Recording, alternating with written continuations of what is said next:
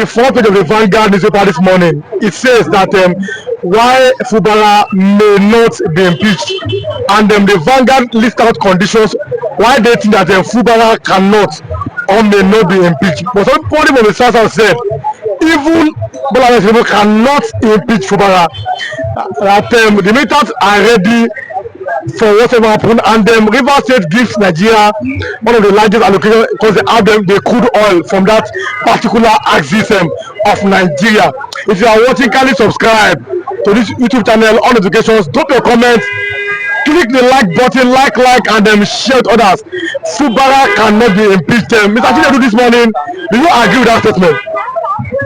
Yes, I'm very sure. I've always aligned myself with that because I'm optimistic and I'm not a pessimistic person. I look at things from the perspective of rationality before I come up with any conclusion. My rationality is not even based on whatever politics that is being surrounding the crisis that is happening in Rivers State. My rationality is based on what Nigeria is and what Nigeria stood for. And from that angle, I will leverage on that and take up on any issue I want to take up until I begin to see direct changes in all ramifications when it comes to Nigeria as a sovereign nation, when it comes to Nigeria as an entity, when it comes to Nigeria, as a nation, as a country who want to build, who want to advance. Until I begin to see those guys, I will always say things from that point of view. Nigeria as a nation, given the resources that has been expended in government, in governance since 1960 to date, is enough to build the entire Africa. But unfortunately, 250 million people have not been able to fix any part of the country, any part of the country that can move this country forward. No sector in Nigeria is working. But I can tell you that what you are seeing happening to Fubara is the introduction of Jagabanism, is the introduction of Babasome, is the introduction of Oga on top, is the introduction of a very bad politics. It's also the introduction of feudalistic tendencies in a region that has nothing to do with feudalism. I pity Wike, I pity Tinubu for the campaign that is ongoing to introduce strange things in the South and Southeast. They succeeded in breaking the Eastern Nigeria into two. There's no problem. So we shouldn't have stability. Again, we shouldn't be rational. We shouldn't be part of civility. We shouldn't understand that this thing needed to be done in a proper way to give everybody a sense of belonging. Rivers State is very sensitive politically in terms of vote, in terms of voting strength. It's just like Kano, it's just like Lagos, where their votes can easily make any difference. But let me tell you, what the government of Tinubu want to achieve in Rivers State is dead on arrival.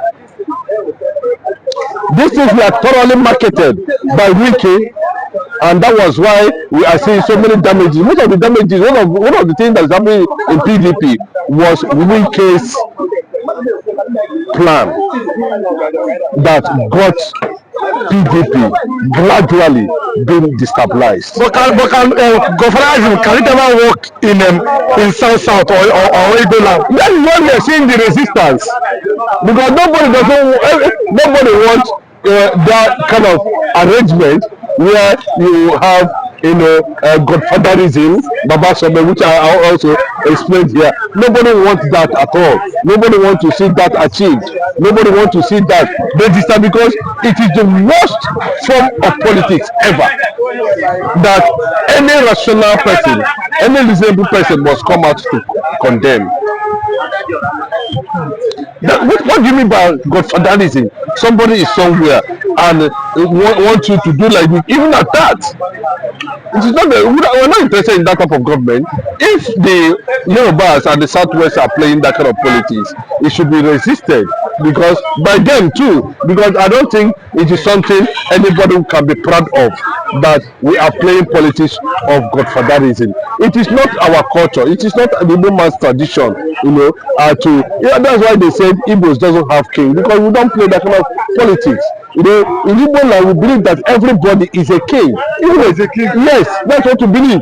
Even the child that is born today, he cannot just be because you are the senior, you intimidate him. No, people will shout at you. Don't do that. That is why the Igbo does not bow to anybody. When Queen Elizabeth came to Nigeria, it is only Igbo that did not bow to Queen Elizabeth because we don't bow to human beings. Because you believe the person you are bowing is like a king too. That's not even bowing. So why would you play politics of godfatherism in River State? And that is why you are seeing resistance.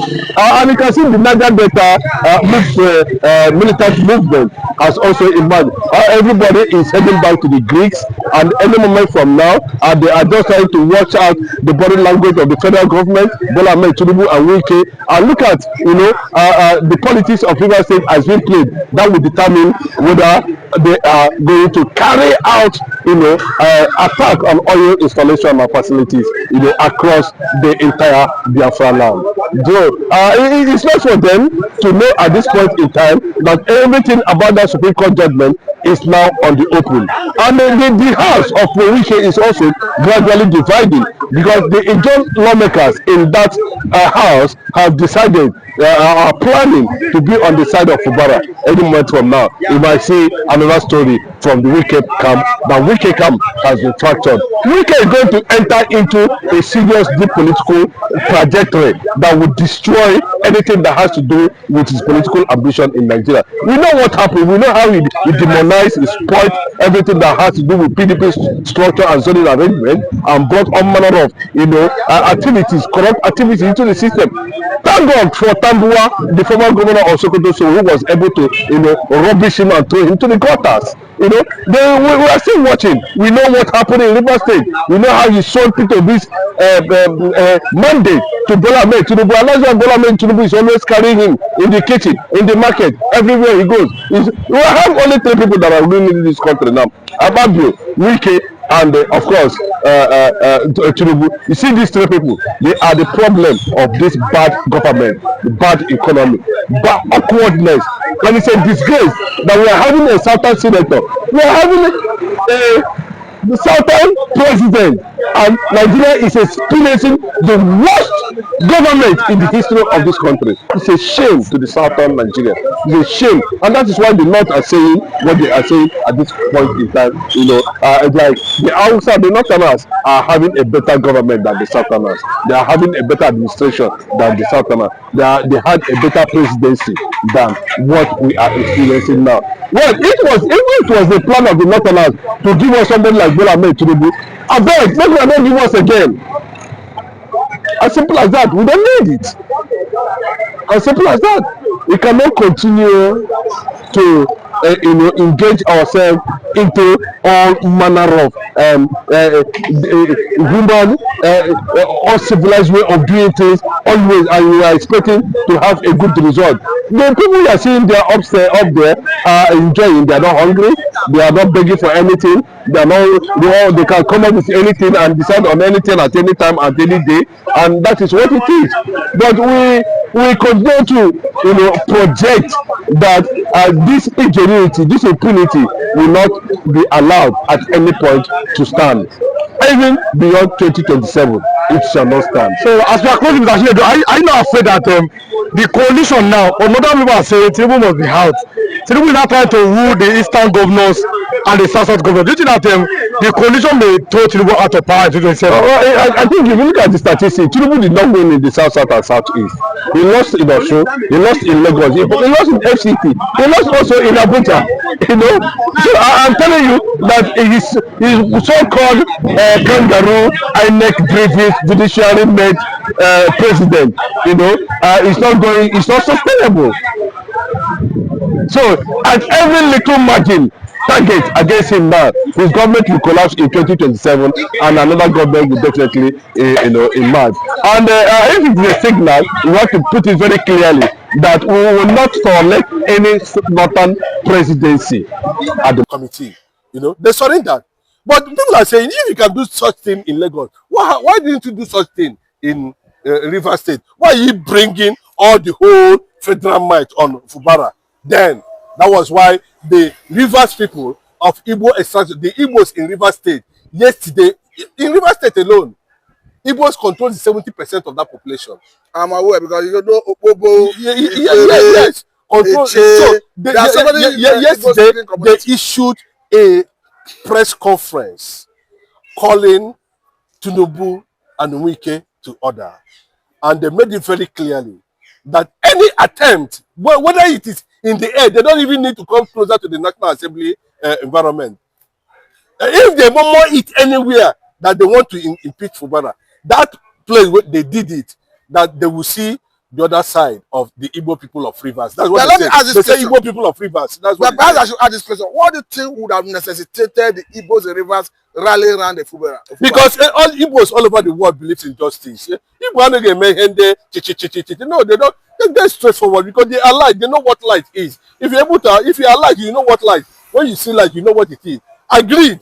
Wike and Fubara has worked together. Or it happens to be the Captain General of the Federation. But from what we are seeing, we do not see anywhere Fubara went wrong or offended Wike to the extent that they went to remove the first IJAW governor in that state just because of Wike brought the whole commissioners. You are the one that brought the lawmakers. Then allowed the governor, to get along with his government. You are demanding that a certain fair share of the state allocation or revenue should be awarded to you, and the man said no.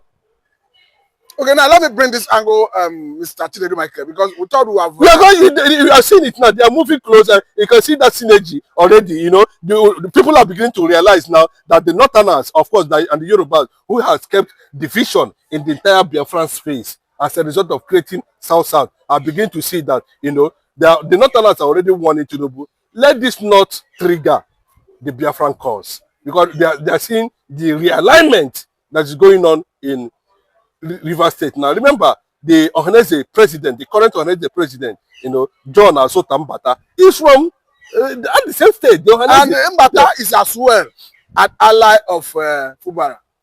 Of course, now he was the one that nominated. You don't know what is happening. So the Igbos are so much interested. Igbos in Rivers. You understand? That's what I said. The Igbo youth now and Igbo, they came out and said that Rivers, Igbo Rivers or whatever they call themselves. But I can see the synergy yesterday. It was something. It was overwhelming. The crowd was something else. I think. And coincidentally, both Wike and Mbata are of equal extraction. Yes, but they are if Mbata can be claiming Igbo. Wike is claiming, though Wike has made it years back, that when he was giraffing the presidency, he said, I'm Igbo. So that but Wike is child of strength. Why could he be saying he's not an Igbo person? No, before he started saying it, that he's not an Igbo person. Before, we were saying a number of things, how related Igbo and all that. Let me bring this angle, because IJAW Council have made it very clear, saying if you deprive Rivers State of fund, Nigeria will be deprived of funds. I know the angle they are going. Perhaps attacking critical oil infrastructure in the region. We have seen this in the past, in the time of Yaradua, when Baramatu was bombarded and different places bombarded. Do you think the IJAW Council the joy is not much in River State? But do you think the judge are in Bayelsa State? The connection is still there because Bomadu, Patani, and all the rest of them, they are all. But the question I'm asking, do you think the judge had the capacity to threaten oil infrastructure in It's not only the judge. When they talk about the Igbo nation, it's just that the judge, they are just looking at the people of Igbo. When you talk about the judge, you're talking about, the entire South East, volunteer forces. So there's synergy this time around. That's what I'm telling you. together. So you understand? So nobody's going to see it as an Igbo thing, the way they are seeing the fight of Nnamdi Kanu as an Igbo thing. Nobody's seeing it. We understand what is happening in River State. We understand what happened in River State. We understand the need where there is South. We understand what is going to happen. We understand that Fubara has refused. The River State people has refused for them not to plant another Fulani governor in that state, like they did in Imo State, did in Ebonyi State, did the same thing in, of course, Enugu State, and they are doing the same thing in Anambra State. So the Northerners and the Yoruba Arabs are busy planting Boko Haram governors in all those areas so that it will be easy for them to penetrate and conquer. And Fubara is the only governor from the south they want to use to test run. They already made plan in that regard. So it's a serious thing, you know, and the man has understand that, you know, this is not about Fubara, this is not about River State, this is about the soul of River State. Okay, now let me bring this angle, Mr. Chinedu, because we thought we have evolved beyond the politics of godfatherism, because we know we used to have the strong man of Ibadan politics, talking about our Adedebo also. We used to have the Saraki of Kwara State. No, currently we still have the Tinubu of Lagos.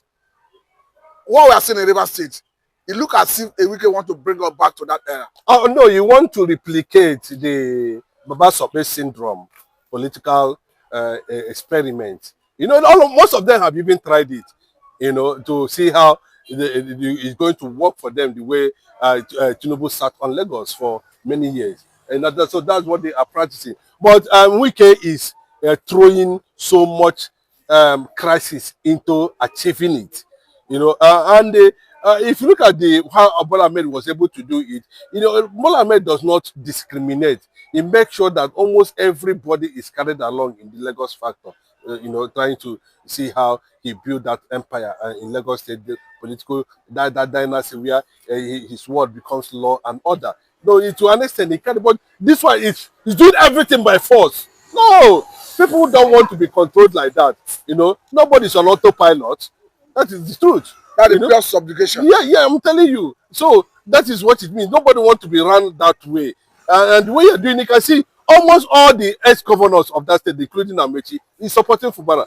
So who is actually supporting Wike? So the power to rise against godfatherism, as they are pushing it, the Fulanis and the Yorubas are pushing it to the people of South, will be restricted. And there's a massive resistance going on in that regard. Okay, let me ask this question. Does it mean a Fubara saw this coming? Because you understand that as we speak, ASARI DOKUBO is already a recognized traditional ruler in River State. And this happened in the build-up to this development. Does it mean an ASARI DOKUBO is positioned to fight? ASARI DOKUBO, you know, is already a king. He's no longer a field operator. He can't go to the field operations now as a result of the present this and it was strategic. But you know, so, you know what, Aziz? This is the same man recently who threatened to bring down military helicopter. God, let me tell you, I want to move away from this attachment to ASARI DOKUBO. You know, I want to completely move away from it. But let me tell you in honest truth. Currently now, we are not going. It's not about ASARI DOKUBO. What it means is that among their class and ex-militants, you know, who still have maintains a certain structure in that place, it can be a kind of a rallying point, you know, for or a link for Fubara to defend his mandate, either hook or crook. But let me tell you, in honest truth, currently now, ASARI DOKUBO cannot do anything. He's a king. He's wearing big abada now. He's not active again. You understand? So what I've told you the role is going to play. The real people who are going to play the game, you understand, already know themselves and they're organized. A lot of them have started moving to the Greeks with their speedboat. A lot of them have started activating, you know, strategies in that regard. And it's going to happen. Everything they're going to see there is going to happen simultaneously. Because the Pandef is already on the side of, you know, Fubara. Every group, the Igbo nation, generally, is supporting Fubara. But Mr. Chinedu, remember that under Muhammadu Buhari, as a result of frustration, Buhari was forced to say that the high tech with which militants destroy oil critical infrastructure at the high sea is something else. Are we likely going to see a repeat of we're going to, they are going to start from the mainland. I'm telling you. Let them push Fubara to the wall. They're pushing him already to the wall. Let them push him to the point that the man will command. Well, that's what everybody will command. Who can himself will run? And they tell you, even what the Northerners are afraid now is that, you know, Tinubu, be careful. They are going to play into the hands of Biafrans. That's what the Northerners are saying now. And that is the fear.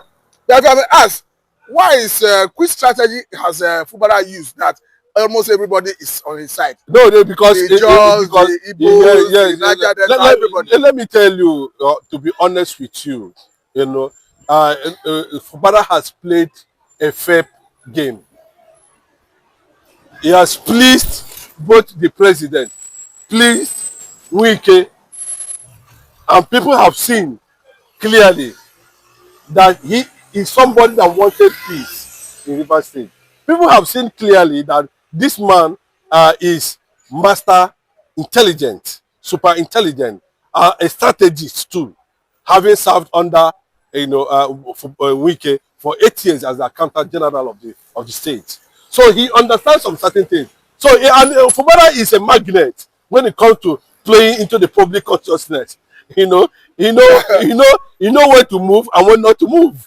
You understand? So that is what it is. So people have come to accept him because one, he does not show any form of disrespect. When the war started, he ran to the people that gave him the mandate, and he explained himself. He complained, and they said, "Is this what happened?" The whole ex-governors of that state tried to intervene. They went to Abuja. He maintained his own side of the agreement by withdrawing some cases from the court, but we can never withdraw anything. So at this point, you know, he has gotten that understanding. And if you can see, he's not afraid to call himself an Igbo man. He's not afraid. He made it very clearly that the community where he came from, which is Opopo, was founded by an Igbo man. Let me ask this last question, Mr. Chinedu Michael. Because it stands, whether I would like it or not, it was Wike that brought him into the political limelight. And people are asking question, could it be that a Wike was not designing enough to know that this man would disobey him? Fubara never disobeyed him. Fubara never disobeyed him. What happened is that they were claiming that the Riverine side have not been able to produce governor, and most of the people that produce governor are Igbo side, the Igbo people. Ikwere, what they have been producing governor. Allow, you know, and they said after they have been supporting all this Amechi, all the them and all the rest of them. Let us and based on that note, that was how the Fubara factor came in. So don't tell me that Mbata Asuntan that made Wike. Have you seen Mbata come out one day and said and be complaining with a Wike? But he made him chairman of Obiokpo local government. Is that people supported Wike? So why is it that he came to this man now? You want everybody to know that, you know, you are the Jagaban of Rivers State. We don't do Jagaban for the south, the east and south. If you want to do your Jagaban, you know where Jagaban they happen. Go that side. So maybe he should relocate to the southwest. Yeah, yes, we are Jagaban. Where Baba reigns supreme. Yes, reigns supreme without anything. You can see how they have rendered a Governor Sowolu, you know, incapacitated. I'm telling you, the man have nothing to say. In fact, if you see Governor Sowolu now, you pity him. Because if he's working now, he doesn't know whether governor is working. They have disarmed him completely. He doesn't know what is happening in the state again. He's just praying and waiting that, I beg, make this tenor come, make I go rest. That is just it. So the whole thing as it stands now is Tinubu should play careful. And what Wike did in Obibo, killing Igbos there, the matter is still there. Is that the reason the Igbos are going with Fubara? No. I'm telling you, the main reason is just that this is pure injustice. As simple as that. And the Igbos are for justice, equity, from the beginning. That's the problem we have with the British government. The woman believes in justice, equity, fair play. That is just it. Up to today.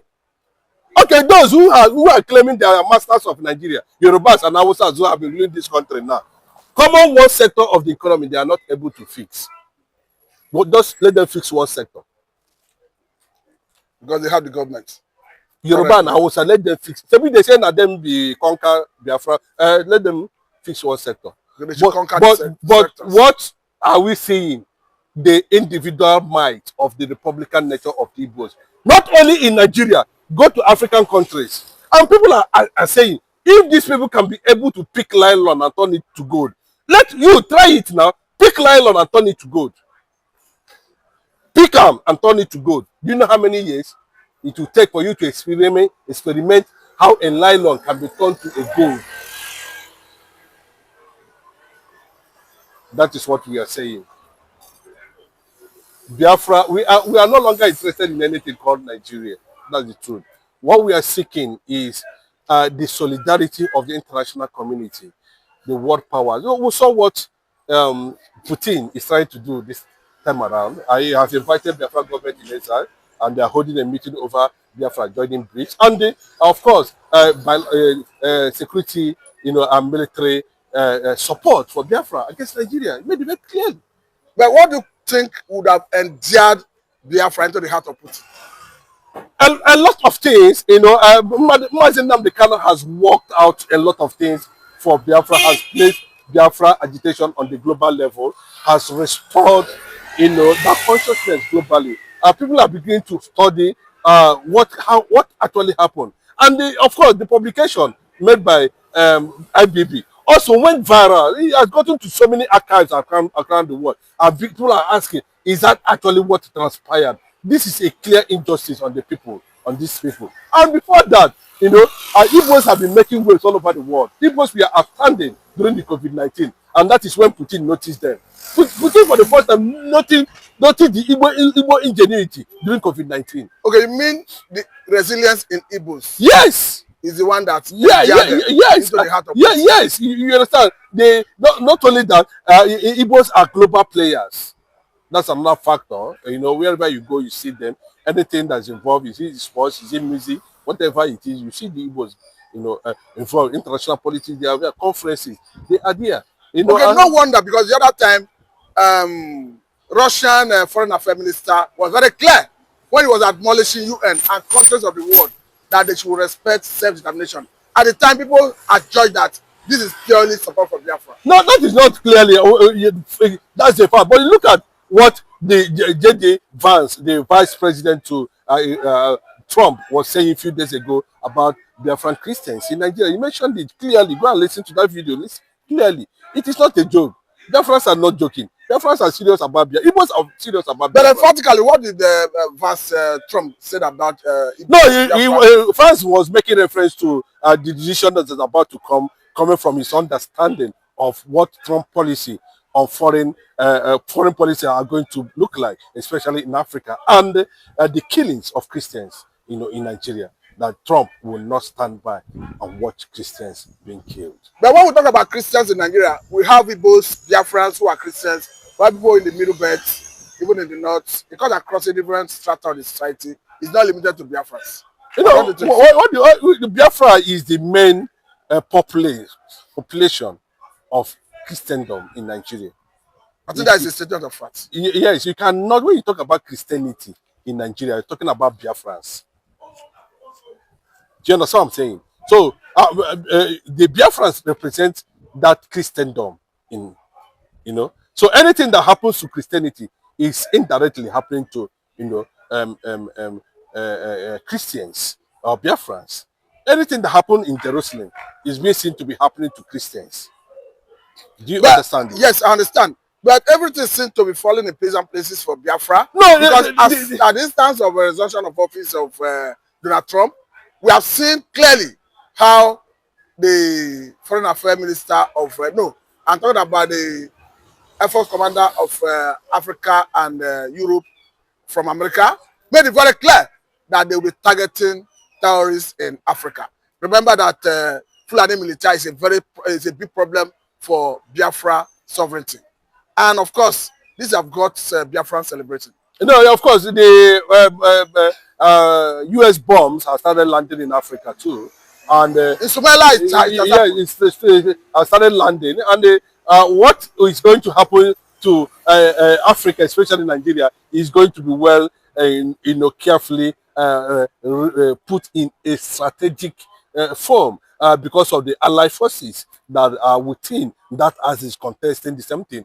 Because Russia now is interested in Biafra, not Nigeria. The America is interested in, even though Macron is trying to spoil, some of the things he was delegated to do by Tinubu. And of course, he failed to achieve that. It was a very big disappointment on the side of Tinubu. You can see the Sahel nation, the Burkina Faso and all that, breaking away, So it's a clear thing. And from that point of view, what the world is seeing, what the United Nations, France, Israel, Russia, who are already Biafran allies, are seeing is that the possibility of this nation. All these Christians you are seeing, both blacks all over in Africa, are going to start, coming back. If you're a Christian in any part of the world, within Nigeria, that you want to join Biafra, you are free to join. As long as you are not a threat, there will be land allocations for you. And they are looking at it whereby, we have a major access to our Mediterranean Sea and other things that are going to be involved. There's negotiation with China, Japan, and others of them as a result of our maritime strength, in that regard. So they are also looking at the issue of Amazonia, So Biafra can be more bigger than what we are thinking by the time they're able to harness all these things together as to make it a formidable force, an ally of Israel, an ally of America, an ally of Russia, representing the African continent as a superpower.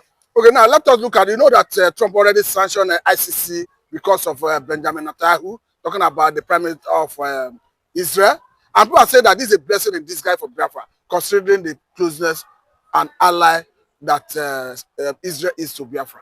Yes, I'm not trying to hype Benjamin Netanyahu, but I must praise him. He's an outstanding ex-IDF, a strong man, a Mossad, a hardcore, somebody who believes in whatever, You see, the Israelis, or the Israeli government, or the Israeli people, or the Jewish people should be proud to have someone like Benjamin Netanyahu as their Prime Minister at this trying